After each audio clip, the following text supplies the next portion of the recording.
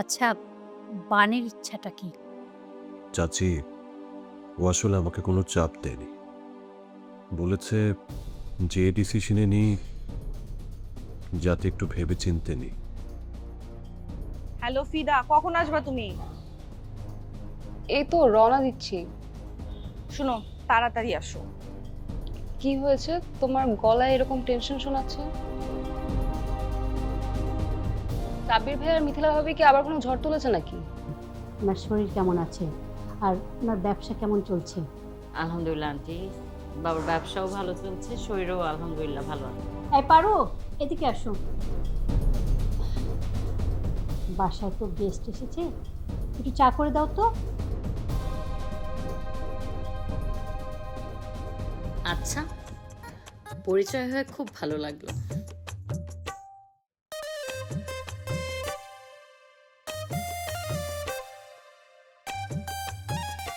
আপনার নাম বানি, তাই তো?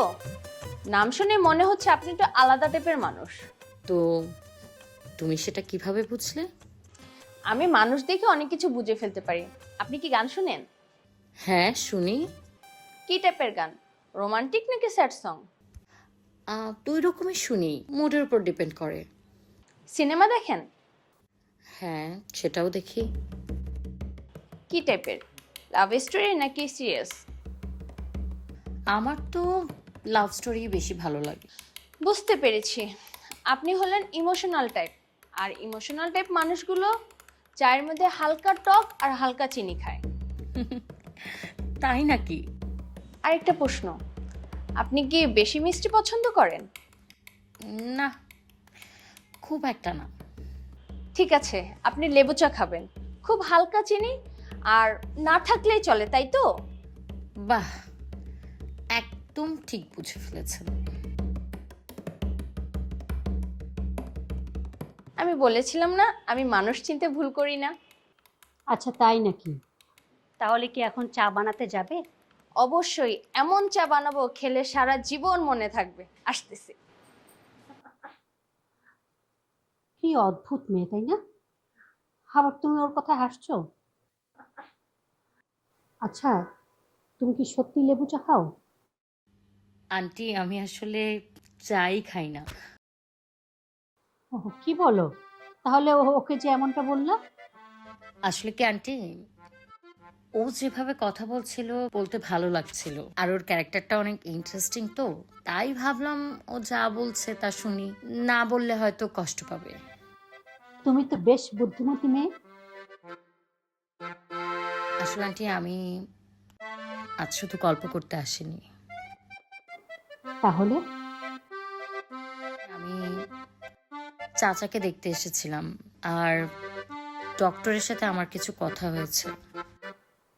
কি বলেছে ডক্টর? কেমোর পরে পেশেন্টের কিভাবে যত্ন নিতে হবে, কি কি করলে ভালো হয়, কি কি খেলে ভালো হয়, সেটা নিয়েই চাচার সাথে একটু কথা বলতে এসেছিলাম। ও আচ্ছা, এগুলো তো আমাদেরও জানা দরকার। জি আন্টি, একদম ঠিক বলেছেন। এরকম পেশেন্ট যে বাড়িতে আছে সে বাড়ির সবারই সব জানা দরকার। সমস্যা নেই, আমি আপনাকে সব গুছিয়ে বলে দেব। অবশ্যই মা, কিন্তু দেখো তো, কোভিডটা এখনো আসলো না। হয়তো আবারও অন্য কোথাও ব্যস্ত হয়ে গেছে। ছেলেটা না একদমই দায়িত্ব জ্ঞানহীন। পারো, চাটা নিয়ে আসো। অসুবিধা নেই আন্টি। আরে ও কাজের থেকে না ওই নাচ গান বেশি দেখে।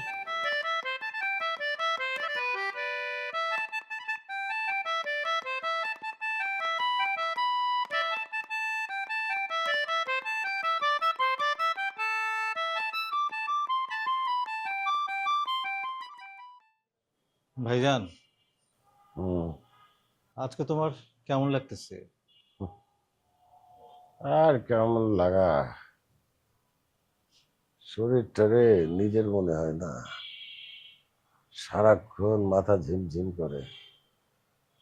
ডাক্তার বলছে কেমোর পরে এসব বিষয়ে খুবই নর্মাল। তোর নর্মাল? রাত্রে ঘুমাইতে পারি না, ঘামে ভিজা উঠা বসে থাকি, শ্বাস নিতে কষ্ট হয়। ওষুধগুলো কি তুমি ঠিক মতো খাচ্ছ? খাই তো, খাইতে ইচ্ছা করে না, মুখে একেবারেই স্বাদ নাই, খালি বমি আসে। শিউলিকে বলি তোমার জন্য কিছু একটা বানিয়ে দিক। শিউলি? আরে শিউলি না থাকলে আমি এই বাড়িতে একদিনও বাঁচতাম না রে। হ্যাঁ ভাইজান, আমি জানি শিউলি তোমাকে খুব সম্মান করে এবং দেখেও রাখে। হ্যাঁ, এই বাড়িতে একমাত্র শিউলি আমার কথা বোঝে, আর তো কেউ বোঝে না। জাফর তো একেবারেই না। আবার জাফরের কথা মাথা ঢুকলো কেন তোমার? না নিয়ে উপায় কি বল? এতবার করে বলতেছি জায়গা জমিটার একটা ব্যবস্থা কর, আমার কথা তো কানেই নেয় না। না, ওর সঙ্গে আমার কথা হয়েছে, ও বলছে একটু সময় লাগবে। সময় লাগবে মানে? এতদিন করছেটা কি? সবকিছু তো ওই সামলায়। তাই তো বলতেছি, জাফর সবকিছু জানে, তাই হয়তো একটু সময় লাগবে ওর। তুই জাফরের কতটুকু চিনিস? হ্যাঁ, বিদেশে যাওয়ার নাম করে কতগুলি টাকা নষ্ট করছে। হয়তো ওই সিদ্ধান্ত আমার ভুল ছিল, কিন্তু ভুল? হুম? কথা নাই বার্তা নাই, পূব দিকের জমিটা বিক্রি করে দিল, আমাকে তো একবার জিজ্ঞাসা করলো না। তখন তো তুমি আমার উপরে রাগ দেখালে। রাগ করবো না? হ্যাঁ, তারপরেও আবার বলে আরো টাকা লাগবে। আমি যদি বেঁকে না বসতাম তা তো সবই বিক্রি করে দিত। এখন আর সেই জাফর নাই ভাইজান। মানুষ এত সহজে বদলায় না রে রফিক। তাও একটু ট্রাস্ট করো।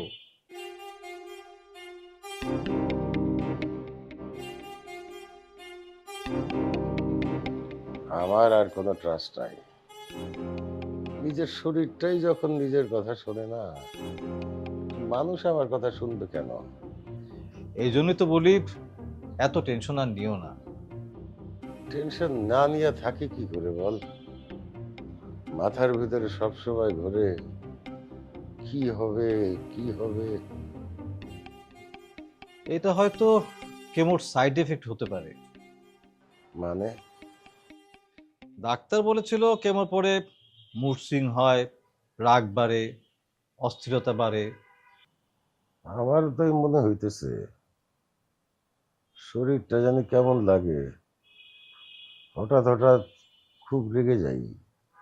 হ্যাঁ, সেটাই দেখতে পাচ্ছি। তুমি নিজেকে একটু ছাড় দাও ভাইজান। আর কি ছাড় দিব? বাড়ি ভর্তি এত মানুষ, এত কথা, এত শব্দ, আমি আর নিতে পারি না রে।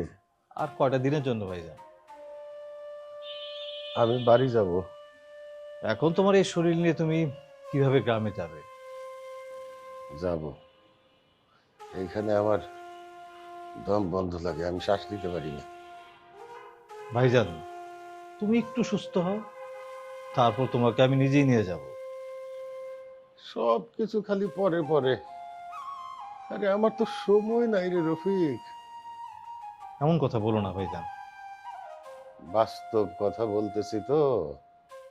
আরে তুমি ঠিক হয়ে যাবা ইনশাল্লাহ। কবিরের উপরে কি পরিমাণ চাপ পড়তেছে দেখছিস?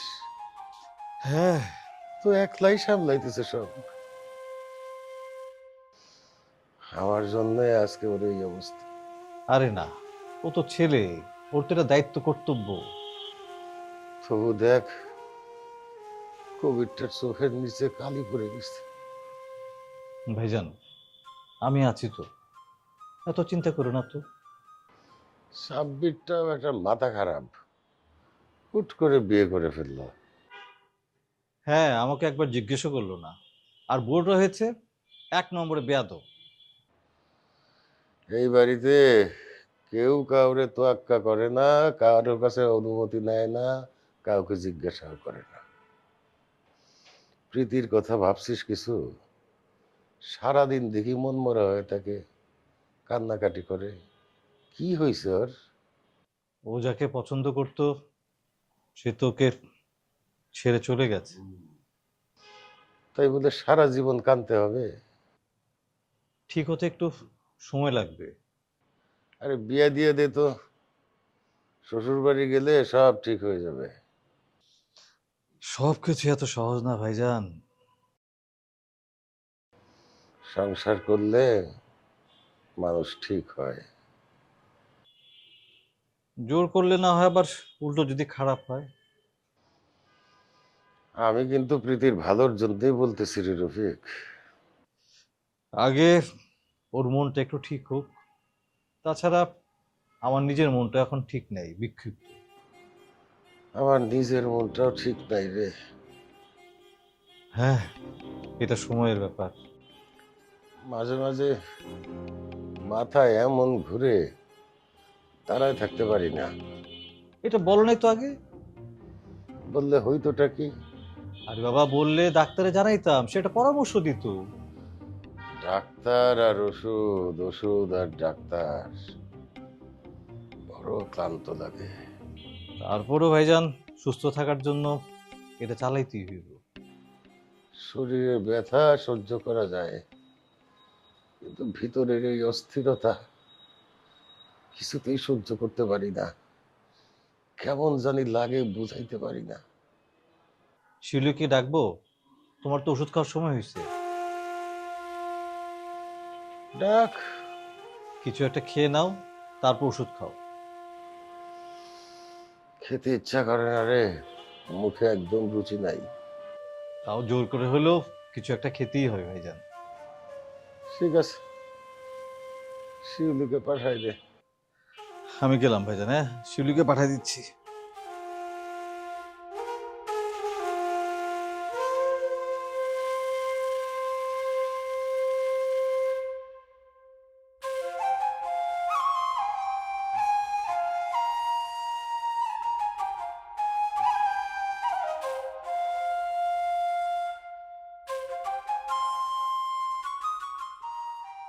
কিরে কবির, এরকম মাথা নিচু করে কেন বসে আছিস?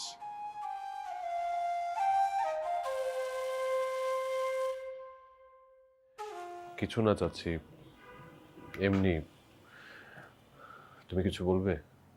তরুটা সেই যে সকালে বের হইছে, এখন ওর কোনো খোঁজই নাই। আচ্ছা, তুই কিছু জানিস কোথায় গেছে, বা ফোনে কি তোর সাথে কথা হইছে? না তো, মামার সাথে তো আমার তেমন একটা কথা হয় না এখন। কেন, কি হয়েছে? না রে, কিছু হয় নাই, কিন্তু না, এখন ওকে নিয়েও চিন্তা হয়। ওর অবস্থা তো বেশি ভালো না, সব সময় না ওর মাথাটা একেবারে অস্থির হয়ে থাকে। কি বলো, কি নিয়ে? ওই যে রিয়েল এস্টেটের প্রজেক্টটা নিয়ে। টাকা পয়সা তো আর ম্যানেজ করতে পারতেছে না, ক্লায়েন্টরা তো চাপ দিচ্ছে ওকে। হুম। তোর চাচার সাথে তো ব্যাঙ্গলোর নিয়ে কথা হয়েছে, সেটাও তো আটকে আছে। আবার এখন চাচ্ছে ওই যে আমার গ্রামে যে জমি আছে সেটা বন্ধক রাখতে। কি বলো, তুমি রাজি হয়েছো? রাজি না হয়ে উপায় আছে? ওর তো মাথায় ওই একটাই চিন্তা, প্রজেক্টটা চালু করতে হবে। কিন্তু আমি তো ভয় পাই। ভয় পাওয়াটাই তো স্বাভাবিক। না না, আমি আমি বুঝতে পারতেছি চাপটা একটু বেশি হয়ে গেছে। সারাদিন কোথায় কোথায় ঘুরে বেড়ায়, ঠিক মতো খায় না, ঘুমায় না। এই দেখ, এখন পর্যন্ত বাসায় আসলো না। চাচি, তুমি এত টেনশন করো না তো, হয়তোবা কোনো কাজে আটকাই গেছে। আমি এক কাজ করি, আমি একটা ফোন দিয়ে জিজ্ঞেস করি, হ্যাঁ, কোথায় আছে। না না, থাক, এখন আর ফোন দিতে হবে না। দেখা যাবে ফোন ধরবে ঠিকই, কিন্তু ঠিক মতো কথা বলতে পারবে না।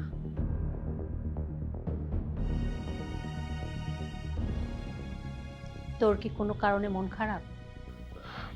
না চাচি, তেমন কিছু না। আমাকে তুই বোঝাতে যাবি না, তোকে আমি সেই ছোট থেকেই চিনি। সত্যি বলতেছি, কিছু না। আচ্ছা শোন না, আমি কিন্তু ভাইজানের সাথে পানির বিষয়ে কথা বলছি। তাই? কি বলছো তুমি? সরাসরি তেমন কিছু বলি নাই, এমনি জিজ্ঞেস করলাম বানি মেয়েটাকে তার কাছে কেমন লাগে। তারপর?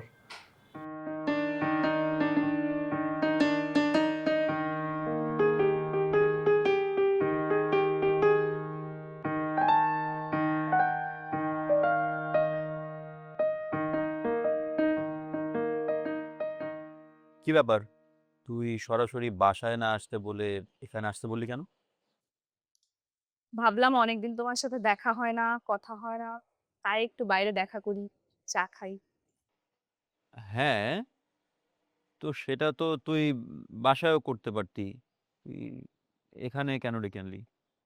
না মানে আমি তো ফিদাকে নিতে যাচ্ছিলাম। আরে রুশো ভাই, তুমি বোঝো না, ওই বাড়ির সিচুয়েশন তো তুমি জানোই।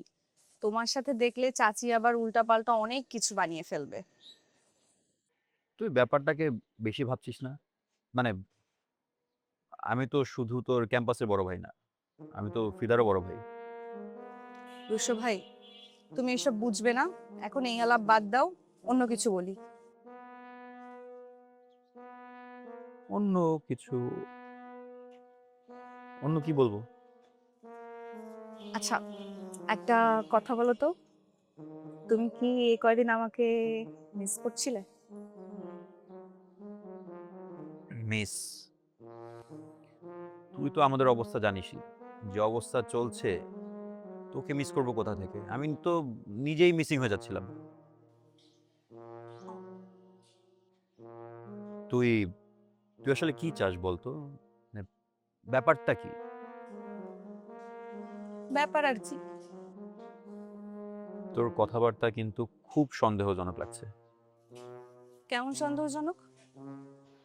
তুই সরাসরি কথা বল।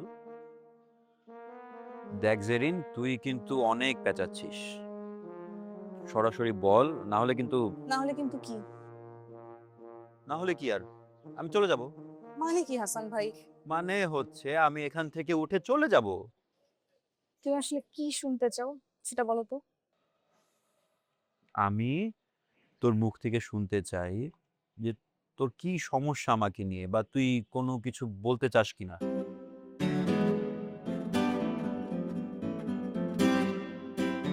সমস্যা না, বিষয়টা আসলে একটু অন্যরকম। অন্যরকম? অন্যরকম কি?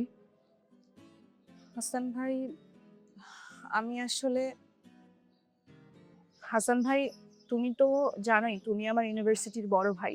তুমি সবসময় আমার খোঁজ খবর রাখো, যে কোনো সমস্যায় আমার পাশে থাকো, আমাকে অনেক বুদ্ধি দাও, আর অনেক টেক কেয়ারও করো।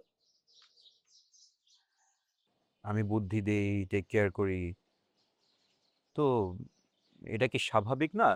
মানে মানুষ যখন কাছের বন্ধু হয় বা অন্তত বন্ধু সুলভ আচরণ হয়, তখন তো এটাই স্বাভাবিক, এটাই হওয়ার কথা। হাসান ভাই, আসলে আমিও চাই তোমার জন্য কিছু করতে, কিন্তু এই কয়টা দিন তুমি ছিলে না। তারপর? জানো হাসান ভাই, এই কটা দিন না তোমার কথা খুব মনে পড়ছিল, কেমন যেন অদ্ভুত লাগছিল। আর এই বিষয়টা আমার কাছে একেবারেই স্বাভাবিক না। স্বাভাবিক না মানে? দেখো, অন্য কাউকে তো আমি এভাবে মিস করি না, তোমাকে নিয়ে চিন্তা হচ্ছিল, দুশ্চিন্তা হচ্ছিল।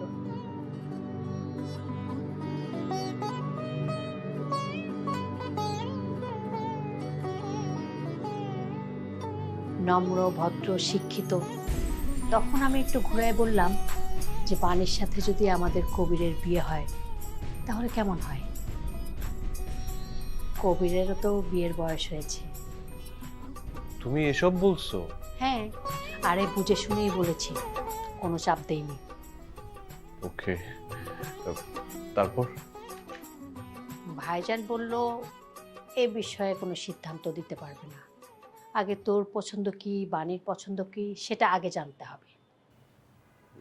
না, ঠিকই বলেছে। আমি বুঝলাম ভাইজান আমত করবে না, তাই আর বাড়াইনি। ভালো বলেছ। ঠিক আছে, এখনই বাবাকে এসব নিয়ে আর কিছু বলো না, ঠিক আছে? সময় হলে আমি বাবাকে বলবো। আচ্ছা তুই সত্যি বলতো, তুই কি বাণীকে বিয়ে করতে চাস? চাচি, হ্যাঁ, একদম এড়িয়ে যাবি না, পরিষ্কার করে বল। বিয়ে একটা না একটা সময় তো আমাকে করতেই হবে, তাই না? সেটা ঠিক আছে, কিন্তু প্রশ্নটা কিন্তু সেটা না। মানে আমি জানতে চাচ্ছি, তুই কি শুধু তোর বাবার কথা ভেবেই বিয়েতে রাজি হয়েছিস?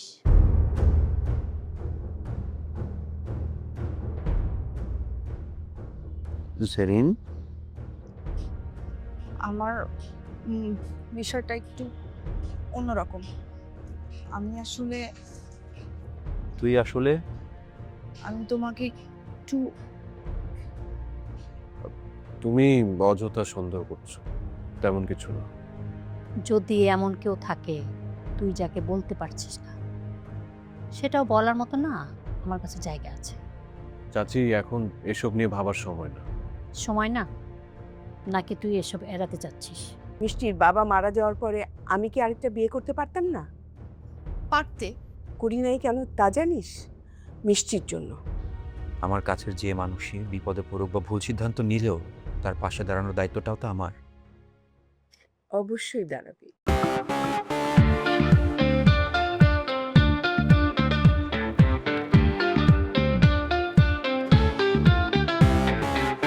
চোরাশিতে ভাসি, বালির ঘর বাঁধি, স্বপ্নের ফেরিওয়ালাটা দিয়ে যায় জীবনে কুয়াশা ধোয়াটে পথ, আলো আধারের সাথে খেলা চলেই